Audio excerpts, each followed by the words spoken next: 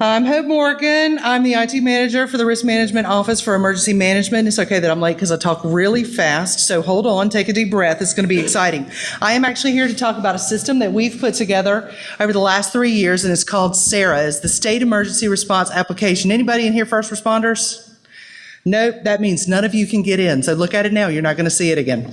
All right, so this is what we did. In 2013, under Governor McCrory, there was a governor's task force that built out some responses to terrible things that were happening in schools. And they wanted to make sure that schools actually had an emergency plan, one that was readily available, that could be provided back out to first responders to make sure that information was not honestly in a trunk in somebody's car. So what had happened was people would build out these plans. They put it in a VHS tape. They had a flip phone as their emergency.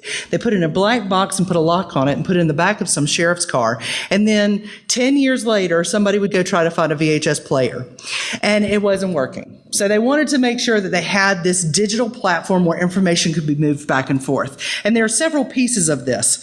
So the pieces of this are, one, there's an anonymous safety app. Now that is done through the Department of Public Instruction. It is through the Center for Safer Schools. And basically what this one is anyone and everyone can say something bad is happening here.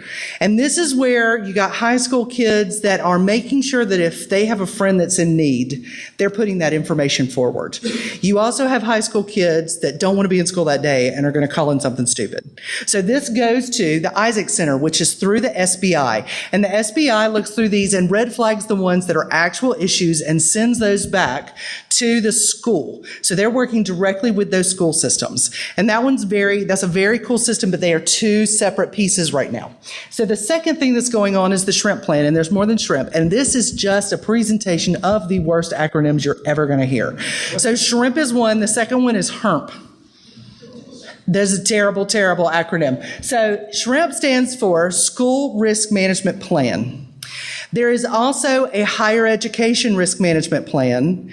There is a Dam Emergency Action Plan. That's not the bad word, that's the good word. And then there is also a Correctional Facilities Plan. And you have no idea how much fun we've gone.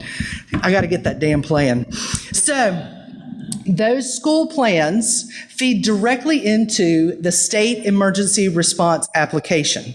And the State Emergency Response Application is for first responders. So we're working with a couple of different people. I'm watching, just wave me down. So we're working with a couple of different people. First is North Carolina Emergency Management. Their staff actually has a feed to the whole state. The SBI sworn officers have a feed to the whole state. The State Highway Patrol sworn officers have a feed for the whole state. The law enforcement at a county level, the sheriff's office, the city police, the paid fire, the 911, those groups have access to their county and every adjacent county. Now, keep up with this because I haven't told you the good part yet. You're like, what do they have access to? So all of this is actually feeding in, and then the goal is eventually to have a panic application, which we'll cover at the end.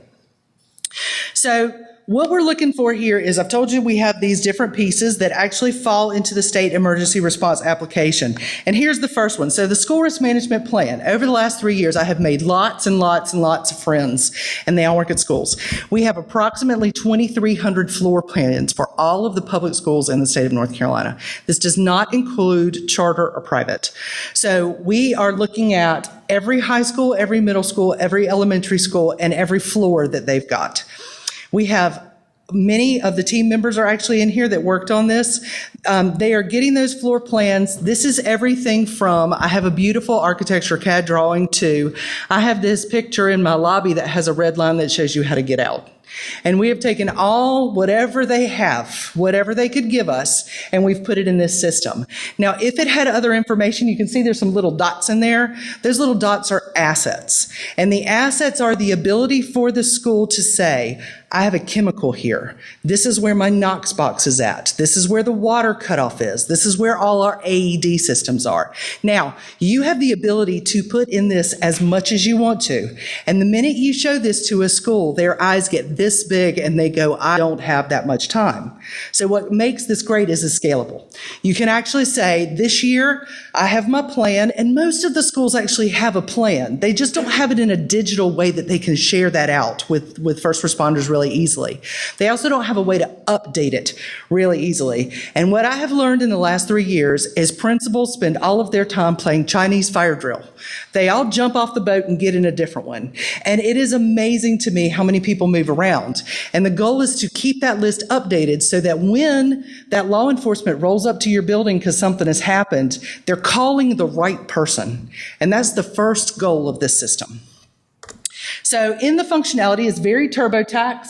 You actually can go in and you can put in, again, as much information as you want, but there are only certain pieces that are actually covered. And one of the things I'll show you about this one, I think I'll talk about it a little later, but the higher education and the schools work a little differently. On a school level, it's building by building. In a higher education level, we had to add a layer in because what do schools have? They have multiple campuses. So what you have is you have an institution level plan, and then you have a building level plan for what is on that specific campus. So not everything rolls into this. Some of the information that rolls in is this: the school profiles.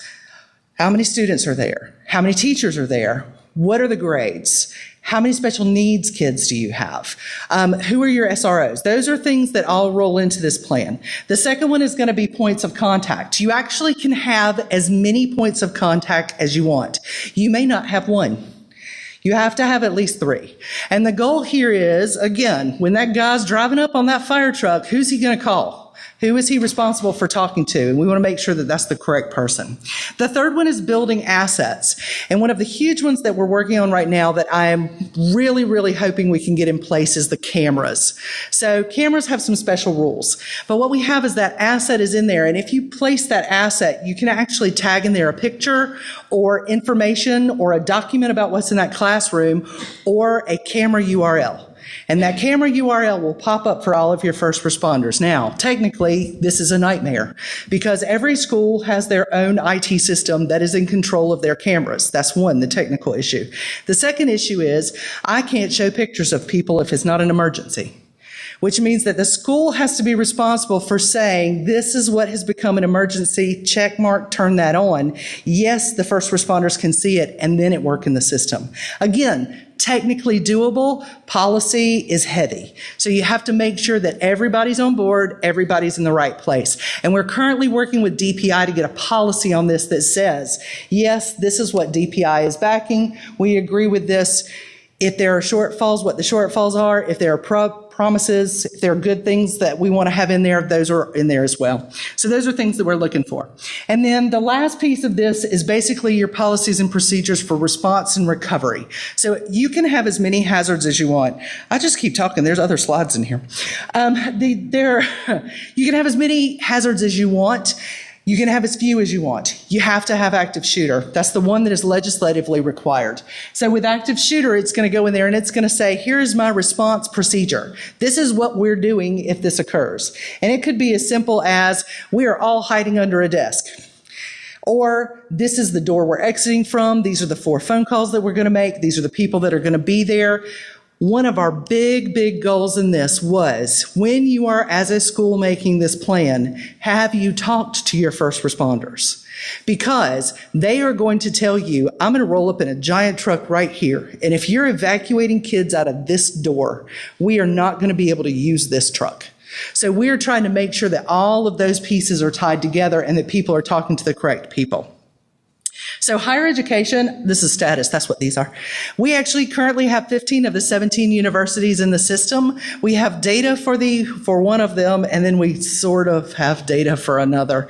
That's one of our biggest issues, is getting this data from the schools. So we're working with them to actually provide this back. One of the good things in this is we are working with UNC's office system to make sure that we are providing this back at the university level to the university system so that they can have this information as well, because the general administration has a place where all of the universities have to send in their information to update how many students they have each semester. So if we can tie into that, that's automatic and it takes all that out of the way. So the next one is higher education actually has the same problem. And what I'm going to do here is I'm actually going to talk about community colleges for a second. So community colleges are a little bit of a different beast. They do have a group at the state level that we are working with to provide their information, but they do not have a coordinating place to put all of their data. Some of these community colleges are very old. So at this point, we have about 40 of the 64 community colleges that are in the system. And we are working actively with them for them to provide this information and for us to give them training.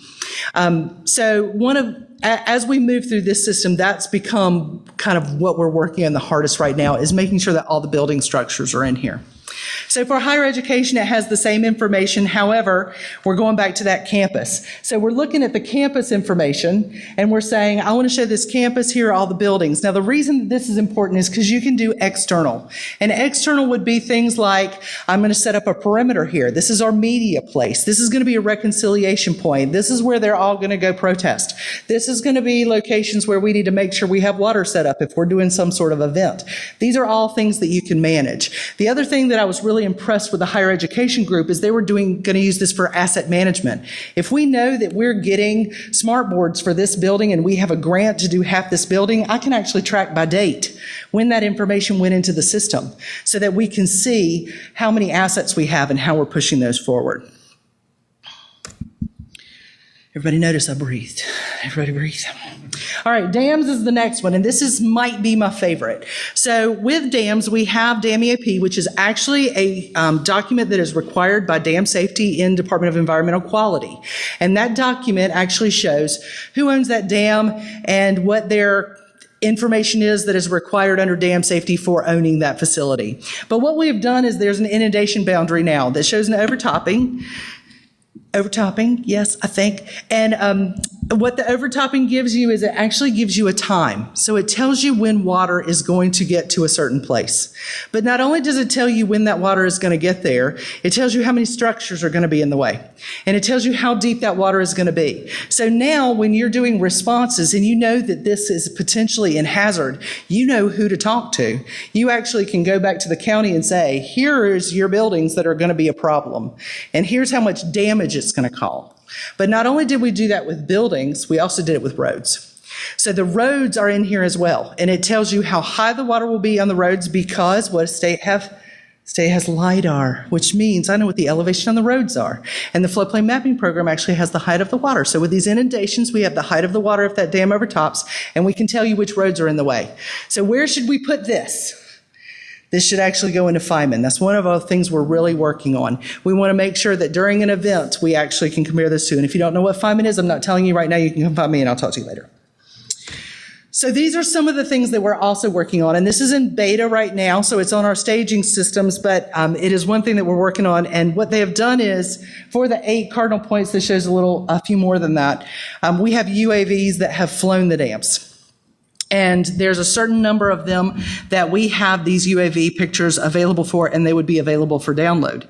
So if you are going, and as a first responder, remember, this is my first responders who are going out. So now I have all the K through 12s, I have all the higher education, I have all the community colleges, and I have the dams in the system. 4 dams. We currently have 20. Does anybody know how many dams there are in the state of North Carolina? 5,000. There are 5,000 dams in the state of North Carolina. 1,500 of them are considered high or medium hazard, which means that if something were to happen, there's somebody underneath them that's going to get wet. So we want to make sure that we have as many as we can in there. We are in the process of putting about 650 dams into the system. That will happen this year. We actually have a request to legislation to do another 750, and that gets us really close to having all 1,500 of the high and medium hazard in the system. So as a first responder, you're going out and you're showing all of this information. So now you can see these, and we won't have these everywhere. And one of the things we're working on is visually being able to tell what information is provided with which point. All right, correctional facilities. So we did the whole thing for the prisons, except for they're the prisons. And they said, we don't want anybody in there but us, so we made them their own. So we actually have a duplicate copy for the prisons. And what happens is, if something happens at the prison where all of a sudden they need help, they click a button and everybody else can get in. So we're working on the process now for when they click that button, how do we push everybody to the right place so they can all see all that information as well. But let me tell you, these guys had some amazing architectural drawings. So we have all the prison systems in here. They are using this for asset management. Some of the things you don't think about that I thought was very interesting was they're like, we need to know where all the hammers are. You know, we have to fix stuff in the building, but we also have prisoners that don't need hammers. So we have to make sure that we do a count of every piece of hardware that we have in the building. So they have storage cabinets. They're actually marking those with assets to show how many of each thing they have in the buildings. I get to spend the month of March every Friday training all of the prisons. So that's what we're doing to actually get their system up and running. So I'm excited about that. All right, so who's in the system? The local first responders, county EM, sheriff's office, city law enforcement. I talk faster than my automation. City fire, if they're paid. So one of the things that we did have to work through was if you are a volunteer fire organization. And a volunteer fire organization, because there is no way to vet those employees, we actually do not automatically add them into the system. However, the county EM has the responsibility for adding their people because I don't know who should be in the system at the county level. That's up to the county. So the county's gonna, through their emergency management at the county level, determine who will have access and who won't. But initial setup did not have volunteer fire department in there. It had the paid fire chiefs as the ones that were a part of the system.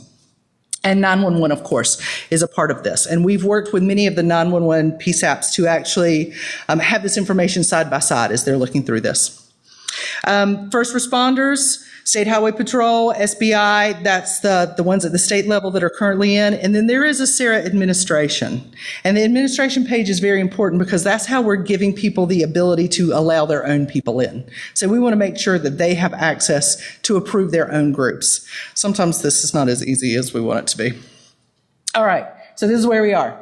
K through 12 is in there, community colleges are in there, dams are in there, universities, prisons has their own. The next two that we're working on are state government and hazardous materials. So these are the two that we're really looking at adding. Now, one of the big things about hazardous materials is those are privately owned companies. So they may be a little bit different. A lot of these we probably won't be able to get floor plans for. But again, because this is locked down for first responders, we're actually giving first responders the ability to see which structures have large amounts of chemicals inside the building. And that's the goal. When they're rolling up to a building, they need to know if there's ammonia in there. And these are things that we track already through EM. There is a response group that is responsible for the hazardous materials. So there's already mechanisms for this planning piece that's available. I went too far. This is one of the big things about this, which is the roles and responsibilities. And this is true inside of all of the systems. There is a super administrator, which is our office. And that's just for when all of your people change and you can't find anybody, we can get in and switch those up for you. There is a facility admin or an administrator, and that administrator is responsible for giving permissions. Now, originally we gave this to all the principals, and the principals said, that person right there is going to do it. So that's perfect. But for some schools like Wake County actually has a team of 5 that does every school in their school district. So they have 250 schools, and they just do all the emergency management planning for all the schools in their system. An author is the one that is responsible for saying, yes, this is done. And they push the publish button. And that publish button doesn't mean you stop. It just means that this is the moment in time at which we finalize this information. I can push that publish button, turn around, change name in that system, and immediately my first responders will see that name has changed. So that is just a static moment in time for some sort of approval. And these are reports that have to go back to DPI or some other group to say, I've actually completed this task. We also have contributors. Contributors can change any of the information that's in the system, but they don't actually publish. And reviewers can read it all and make comments. And each of these have a place within the system where you go through and you say, yes, I've done everything that I'm supposed to do. I've marked all of my contributions, or yes, I've read all of the reviews, and now my author can actually hit publish. And then there are tactical users. This is for prisons only. And the goal here is to eventually be able to show checklists for things that they're responsible of during some sort of response. So this is a test bed for that tactical list for the prisons. All right, plan contributors. This is just, there's a page that actually has this information available. Is this right? Nice. So we're going to skip a lot of this. You can actually do these hazards. This is institutional versus building level. We actually talked about that. We talked about external operations. See, I told you all this stuff already. This is an example of what the plans look like in the permissions, so that you can look at permissions at an institution level, but you can also see that you may not have access to every building plan. So it could be that you only have responsibilities for certain things. Again, that's the movement inside of the system to allow different groups to use it the way that they need to. And then this is just pretty pictures. So at this point, we're skipping. And we're going to go down. Our red lights are going off. This is one that I want to show you, which is the building assets. So under the building assets, you can actually see where you can add those different points. This is huge. So you can add as many or as few of these as you want. And it again, it's scalable, so you have the ability to change each year. That was our goal, was basically to tell people that they could see each of these different systems. So again, all that just feeds into the SARA system. First responders have the ability to go in and change the map, to look at the different icons, the assets that have been added, and to see what information has been put in the profiles, the contacts, and the response and the recovery. And with that, I'm actually going to stop because Matt's going to yell at me. He's the moderator. Whenever a minute. Questions? Oh, I'm going to let him ask first. Yes, Chris. Who has access to this? Who can be a part of this? First responders are the ones that have access to the SARA system. On the planning side, that is determined by who creates the safety plans for either each of the K through 12 or the university and community college system. So if you are a first responder, law enforcement, you actually could have access to this system. The biggest thing is for people to know that it's happening. Like, these are things that we're really working toward making sure that schools are a safer place. How do I know of schools in my city are part of this plan or have a plan? Oh, please, if you have kids, go ask. That'd be awesome.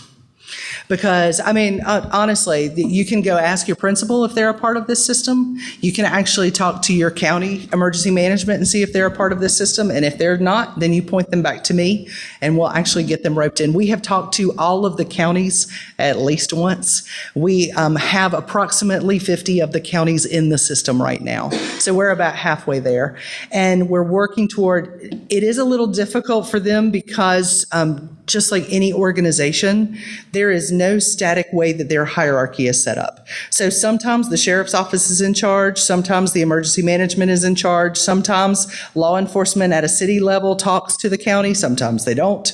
So you have to make sure that those permissions are actually set up for the county to be able to work inside their own process. That's the real goal.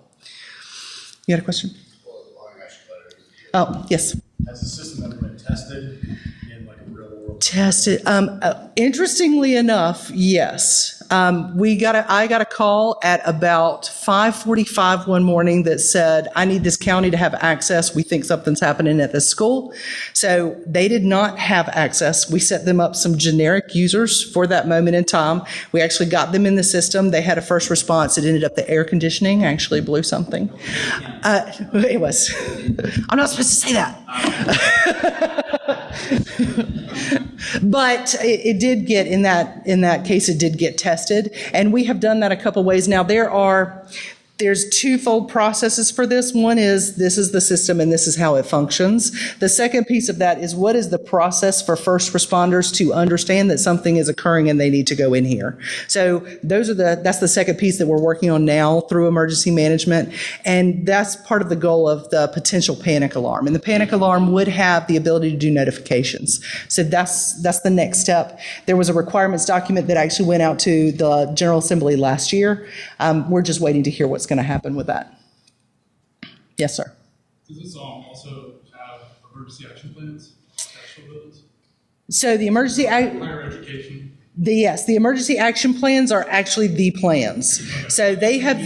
Yes, that's what I mean by plans. Does it have a template that somebody at higher education can follow? We do have a template. Some want it, some don't. So there is a state level template that we will give you. Basically, it has some really generic information or any state level information that we can provide.